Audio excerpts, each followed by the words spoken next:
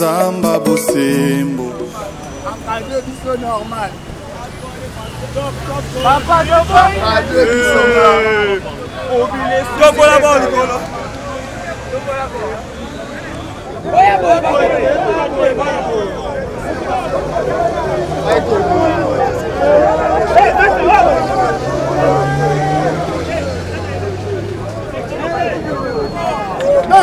Bongo iba mimini tolebi biso moto otala patole pasuka to nyinate batu anginde la biso tolebi pardon C'est là non.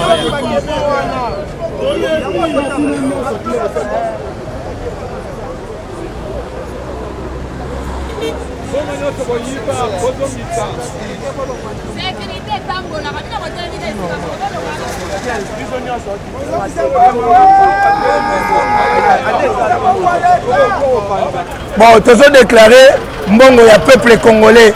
Tous ont besoin de justice. Attends la biso dossier ya Bukanga Lonzo, dossier ya gratuité et enseignement. Et puis na dossier ya Covid-19.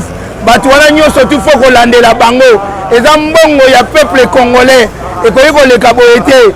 Bana na bango ba kotanga bisike sengeli ya biso moye batanga ezate. Donc mbongo ya gratuité et enseignement il fait monana mbongo ya Covid-19 et puis dossier Bukanga Lonzo. Justice au sala musala na yo. Yango na lobi kama gratuité et enseignement Willy Bakonga bazongisela biso ye awa asamba ndenge kamere asambaka. Dossier ya Bukanga Lonzo il faut audience publique. Dossier ya Covid-19 nyonso tout il fait dans audience publique. On a besoin peuple congolais aye bambongo na yekei wapi. C'est ça notre problème. Procureur osala musala na yo. Landela dossier wana nyonso tout. Tozo réclamer pour le moment les 3 dossiers nanu. Dossier ya Bukanga Lonzo, dossier ya gratuité et enseignement et puis le dossier ya Covid-19. C'est ça que le peuple déclare, le peuple congolais déclare. Tout ça a besoin tout le monde a éclaircissement ya ba dossier. Bon, merci papa journaliste. Bet que tout ba wa bet me kuisa sam na place ayi. Kolomba na procureur république. Makambo na beto Bukanga Lonzo. Depuis bilumbu ya bopesa dossier ya Bukanga Lonzo. Tibubu ya yomelala betke mona solution na yove. Procureur mkisalu yani okele sam na kusosa ba infraction. Beto ba Congolais beke landa makambo abola na beto ala loup. Mais betke mona kima motive yoke salama pona justice. Ya zole beke tuble makambo ba enseignement. Willy Bakonga media mbongo ya boala. Bana na beto boke tanga dia kave. Samu na Willy Bakonga. Mbame baka mbongo na beto yame pesa bana nani na mputu boke sala ba aventure kutambula na ba mituka ya cher mais beto awa beke souffrir ya tatu beke tuble makambo ya Covid-19 beto monaka ba aide kuisa même ya ba kasi ne yai mais ba docteur bome pesa ba makangu na bok bome bana na kotekisa ngomba na ba desa sam na ba vie na bok peuple congolais ke souffrir yake kwa sumba ba mvumbi yake kwa kusumba ba mvumbi na ba $500,000 kibubu ya justice ke sala kisalo mo se fait ça munanki na nki niveau yo betke lomba na ba magistrat beke lomba na ba avocat ya Congo bolandira ba dossier ya ala loupe sam peuple congolais ke na kukinga ba mbongo kana bomekanga mutu mutindu ina bobo tulani ba bien news public yine yandi ya meyiba beke mona kaka justice mosi bizarre bokanga muyibi bobikisi yandi ba bien muyibi okamana nki mutindu yo ina peuple congolais ke yufula procureur bosala kisalo ku concession bosala kisalo ya mbote samuna bola na beko kwenda na ntwala. Merci papa. Oyo aza intouchable, oyo aza songolo pakala. Tozo benga Sénat, Assemblée nationale, l'institution nyonso ya l'État boyebaka. Eza teke soki oyibi mbongo kende kovanda na parlement ba protéger yo. To boye loko wana. Toza na kanda bo déranger bo nyokoli biso trop. Bozoyoka. Botika ko protéger mutu ayibi mbongo po aza député za nani bo protéger kaye. To boye biloko wana. Biso nyonso to ya kotika bato wana mbongo te. Vous comprenez? Bato azo détourner ba mbongo, ba entreprise ba nini mais bozo protéger ba po nini. Biso to za bato na ba mpoto ya kotika bango awa. Justice c'est pour la mutu nyonso. Ozala ministre, ozala député, ozala sénateur, ozala nani. Oyibi mbongo ya l'État to kangio, justice c'est ça musala. To sengi na IGF kolalisa miso te. Tele misa vraiment makambo na ekende liboso. kobanga mutu te justice na biso esala musala yo ministre ya justice yo mutu songolo na place ozosala sala musala na yo d'intimidation esili tozokende na ministère ya justice kuna tozokende na ministère ya justice toza na besoin ke tomona eloko ya malongo esalama na mboka na biso d'impunité esili toboyeba biloko wana trop c'est trop tokende wapi ntina mboka oyo oyibaka bamilio yo ovandaka nango te après ozokima bokendaka toboyi biloko wana kote ozokima na ba 2 millions sikoyo oyo tie na bakonte toyebi yango totitala bozopesa biso bakanda toboyi tolemi na biloko wana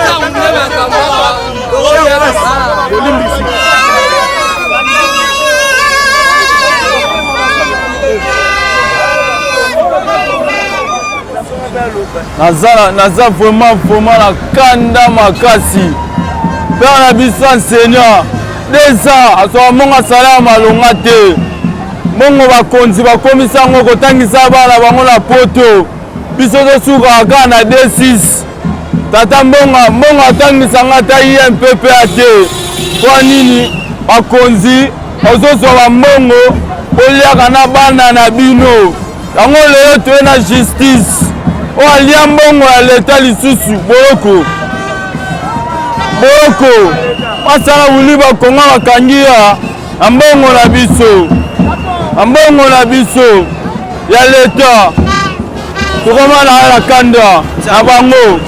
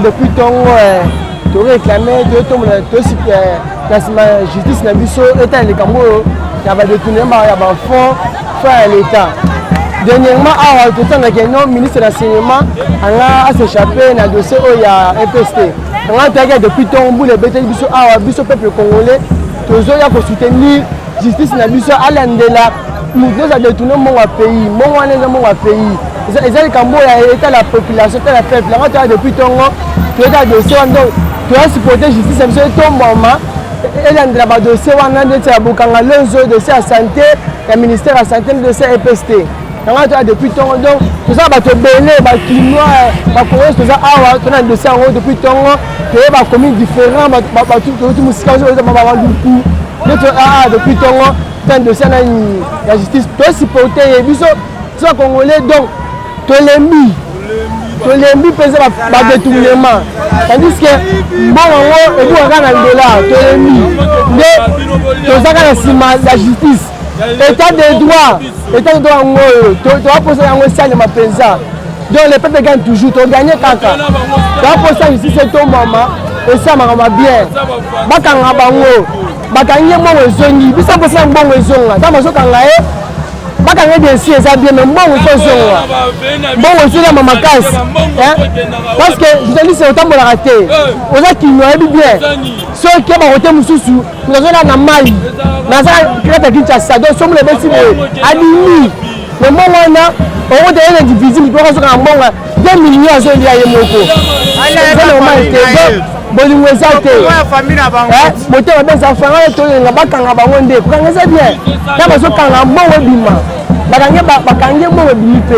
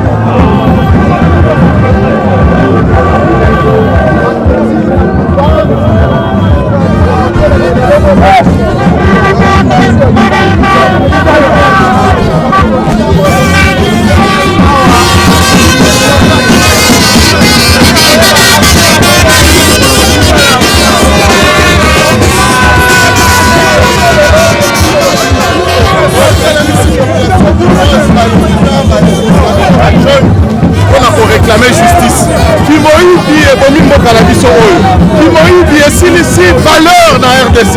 Pour la ligne, tu peux tolérer, nous pouvons faire son mongo, attendre un bâtiment, un immeuble, tu as dit comment on a awa, alors que même hôpital, l'hôpital à Bamba, les alliés à Malamouté, même à l'école, les alliés à Malamouté, dans le billet coquille, trop c'est trop, nous devons réclamer la justice, et moi, action au moment où tu as dit comme ça là, pour réclamer justice. Oh, mon bengi, on a un échantillon à étudiants ou bien à Congolais. Échantillon à étudiants, échantillon à leader et à association, échantillon à membres et à mouvement comme moi en avant, et pour awa. Objectif de nos amis, objectif de nos amis, nous allons dénoncer pour justice, c'est ça le bas. Pour avoir eu du monde, la cadre de la Covid, avoir eu du monde, la cadre de la MPST, avoir eu du monde, la Équateur, avoir eu du monde, la cadre de la Boutangalonzo, ensemble, comme l'État est son dans la caisse à l'État. Objectif de la justice, on fait le dossier, et puis j'ai fait transmettre qui, nous allons donner la clarté, et là, les hommes frigo, congélateur, babi misanga basambisa. Mais la lobby IGF ne après si bino mboko pour ça la mouvement. IGF a repensé biso mboko ndeni. Nous avons la kezali mobilisation à la Congolais. Ils sont nationaux tous allés à s'organiser dans ce processus de la différentes associations. Toyoka li lobby trop c'est trop. Tina mukoleli to ko tika biloko et continuer la resalema. Toboyi. Merci beaucoup. Merci.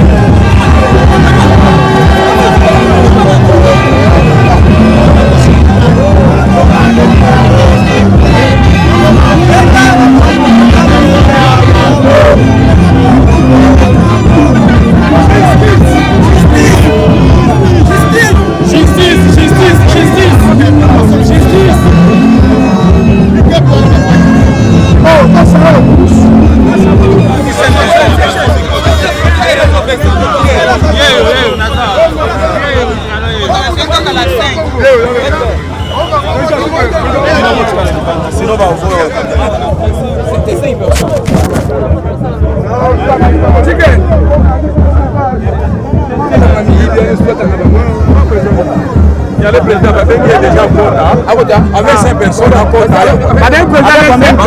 Avec 5 personnes. Avec 5 personnes, déjà au compte.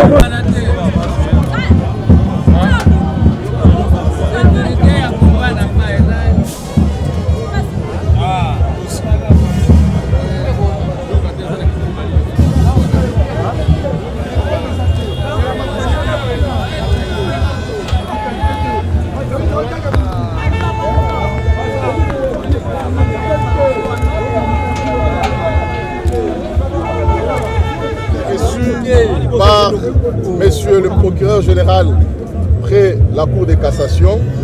Nous lui avons parlé de l'objectif de notre visite aujourd'hui dans ses bureaux qui consistait à réclamer la justice sur les dossiers Covid-19, Bukangalonzo, EPST, donc la gratuité de l'enseignement, ainsi que la meilleure gestion dans la province de l'Équateur. Monsieur le procureur général nous a écoutés, et il nous a rassurés qu'il n'est pas loin de ce que nous déplorons. Il n'est pas loin de ce que vit la population congolaise, c'est-à-dire quand ils sont en train de souffrir, quand il y a des détournements. Et donc, ce qui touche à la population congolaise les touche au plus haut niveau, et c'est lui qui est l'organe de la loi qui poursuit ce genre d'infraction parce qu'il estime que le développement de la RDC en dépend. Et donc, les instructions sont en cours. Comme vous le savez, il nous a dit que les instructions sont secrètes, mais que nous soyons rassurés que ces instructions sont en cours et qu'au moment opportun, nous allons voir les retombées. Ça veut dire que les dossiers seront fixés devant les cours et tribunaux. Qu'est-ce qui vous a motivé de vous rendre ici? Nous sommes venus ici, c'est parce que nous avons vu la lenteur dans le traitement des dossiers. Les dossiers qui ont été traités par l'inspection générale des finances, transmis ici, et qui parlent des présomptions de détournement de fonds de plusieurs centaines de millions de dollars. Ça ne peut que demander à ce qu'il y ait un sursaut patriotique de la part de la population congolaise que nous sommes pour venir nous imprégner des sources sûres quelle était la source du blocage. Nous avons compris qu'il y a plusieurs étapes pour pouvoir, par exemple, interpeller et même tout simplement auditionner ces présumés détourneurs, malheureusement, qui sont revêtus, n'est-ce pas, des immunités, soit parlementaires ou des immunités au niveau du gouvernement. Et à un moment donné, les parquets généraux ne peuvent pas les prendre comme il se peut sans avoir l'autorisation. Donc ils sont également butés à certains locages légaux, comme lui-même l'a si bien dit. Président Alingala, Nalingala, le compte Alingala. Alors Nalingala, toi le micro. Pour kosenga justice na ba dossier o ezali contre ba miyibi, pour détournement yango ezali ba miyibi. Ba o ba yibi ba mbongo à l'état bazali ebele.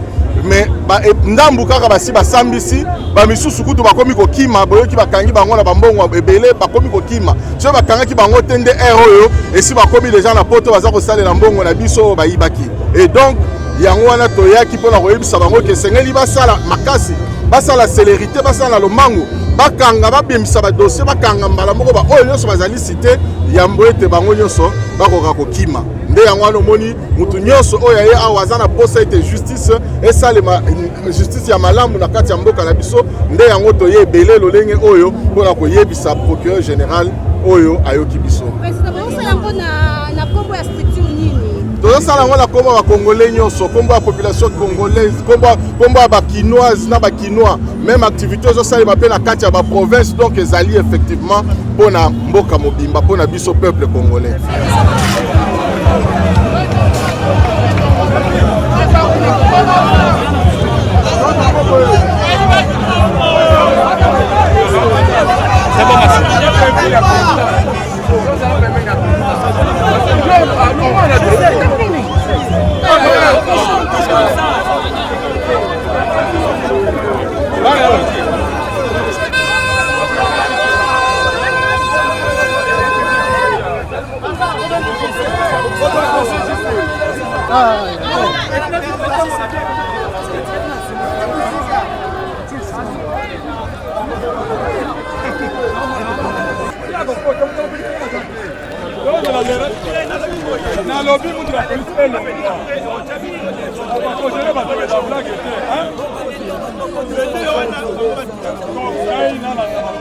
Les honorables chers collègues, votre bateau va compter pour la CNSS, ça compte en dingue. C'est que d'autres ont des ordres de sécurité filtrés. Pour respecter mon ordre, dingue. tomoni yo liboso na drapeau ya mboka tomoni na drapeau ya mboka toti na CNS siko toza liboso ya cour constitutionnelle nini oyo bomemi awa mpona peuple congolais toya awa mpona kodepose memo na biso concernant badossier ya Bukangalonzo, dossier ya EPST, dossier ya Covid et consort. Parce que bambongo na biso ya contribuable congolais, tout le monde net bambongo na biso wana ba détourna kiango. Vraiment par exemple le dossier Bukangalonzo, 285 millions de dollars qui ont été engloutis. À l'époque ba yebisa ki biso que non, mabela Bukangalonzo et koki ko produire te. Moi j'ai été témoin. Bolanda qui ngana ba réseaux sociaux. Moto a fongolé makamba Bukangalonzo aba député Ezabiso tokenda ki na Bukangalonzo. Nous avions trouvé 1500 hectares ya masango balonaki. Na o ezaki projet volontariste ya Covid. C'est pour to sengi toyeko déposer mémoire à la Cour constitutionnelle auprès du procureur près de la Cour constitutionnelle afin que balande la dossier à Bukangalonzo, il y a EPSP et puis il y a Covid et il y a Naba Moussous. Est-ce que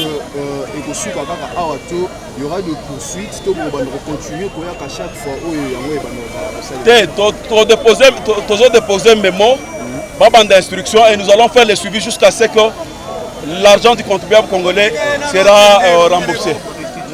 L'argent qu'ils ont volé, raison pour laquelle nous sommes là. Mais ce n'est pas pour une première qu'une structure puisse venir déposer un mémo. Est-ce que pensez-vous que votre mémo sera vraiment très bien exécuté? Ça, vraiment, je dirais que non, ce n'est pas vraiment une structure. C'est l'ensemble de tout le peuple congolais. C'est le peuple congolais qui s'est mobilisé en général et pour réclamer la justice, pour réclamer qu'on puisse nous restituer ce qu'on nous a volé. Donc nous allons rappeler que vous étiez avant à la CNS pour déposer et vous êtes ici.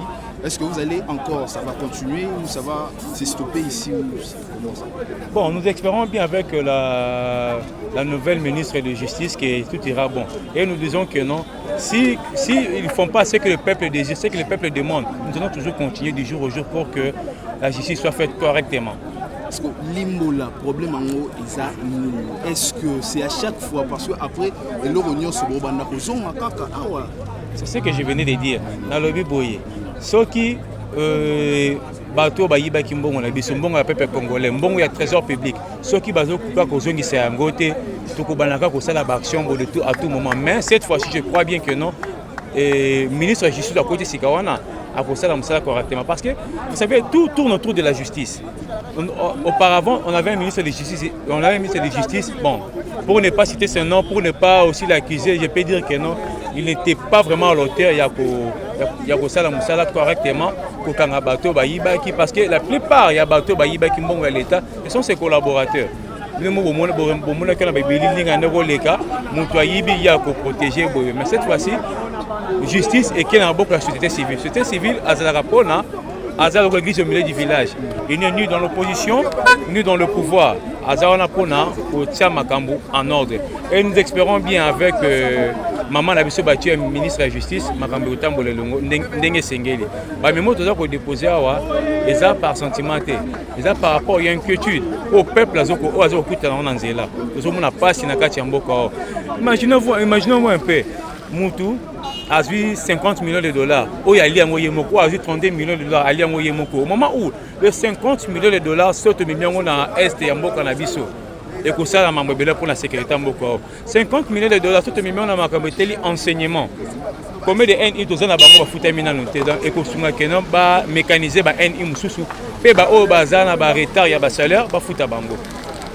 Donc, toujours signaler que Oyo et ça marche à la Moukate parce que la Mouka au marché lobby. Au marché lobby. Ni Oyo population congolaise particulièrement qui ont retenir la marche de l'Union collègue. Oui, marche Oyo et ça ni à parti politique moko. J'ai cité quelques partis politiques au Toyebi, ni l'UDPS, ni la Mouka, ni FCC, le peuple congolais avant d'y réfléchir que non bon on a biso au bazar koyiba. Ezokende wapi malgré ne basambisi bango ba condamner les uns les autres mais bon wana pourquoi ils ont gâté.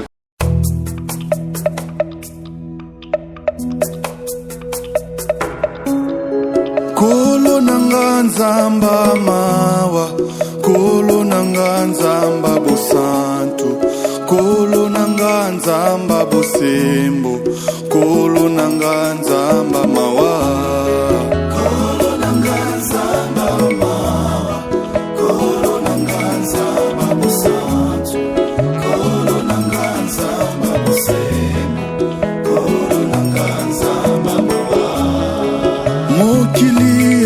natelemi mpona kolapide ngai na mabe nasalaki kaka se yo nzamba mawa